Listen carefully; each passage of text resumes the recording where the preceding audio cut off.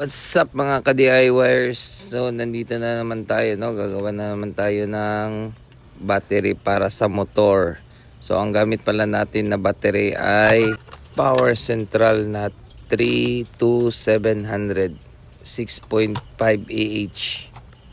So kailangan natin ng apat na battery at itong mga tabbing wire na pwede pang screw at yung mga screw at bolt, at kailangan din natin ng BMS, yung 500 amperes po ito, yung mabilis pag start nya prangkada agad.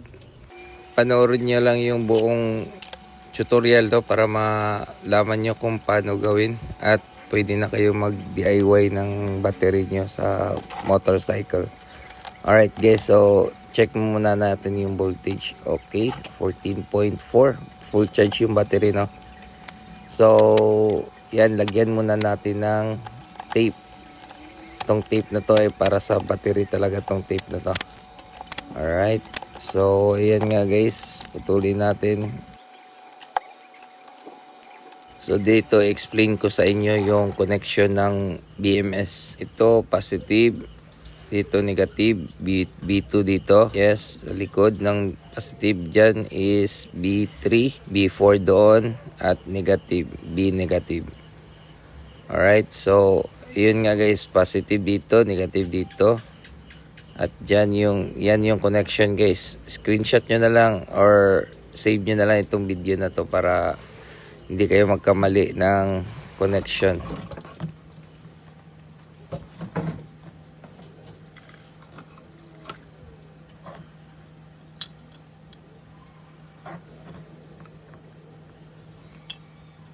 So dito pala guys, ganito pala yung setup ng BMS, no, para hindi siya masagi dun sa cover ng battery casing. At lahat ng mga ginagamit ko dito ay ilalagay ko lang sa comment section para madali nyo lang i-check out yung mga materials na gagamitin guys. So dito pala guys, wag na kayong malito, binibilisan lang natin kasi haba itong video natin, no? Baka mainit kayo. At dito guys, ganito na yung connection nya. So ayun na, nagsolda na tayo ng para sa P negative. Yan yung gagamitin natin as negative. So dito pala guys, meron tayong B negative at P negative sa BMS, no? At yung negative para dito sa B negative sa BMS, P negative para sa negative, no, sa output. At ito naman ay positive. Connection naman sa likod ay ito ay B2 at B4. Sa kabila, sa ilalim ay B3. Alright, so testing muna natin, no? I-test muna natin yung negative at positive output nito.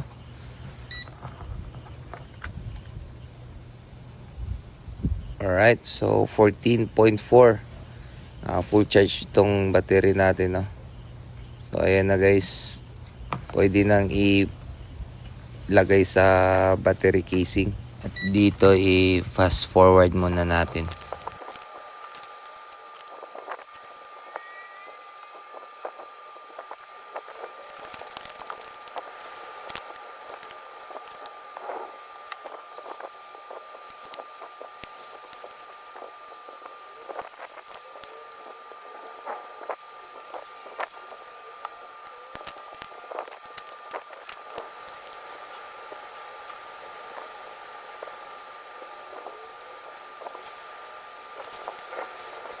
At dito guys, nagluna natin, no?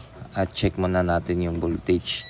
So ganun pa din, full charge pa din yung battery natin.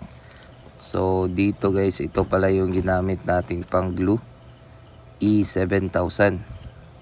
So ayun guys, linagyan na lang natin ng garter or goma. Nalagyan ko na ng sticker at pwede na itong ibigay sa nagpagawa. Salamat sa panonood. Sana may natutunan kayo. Bye!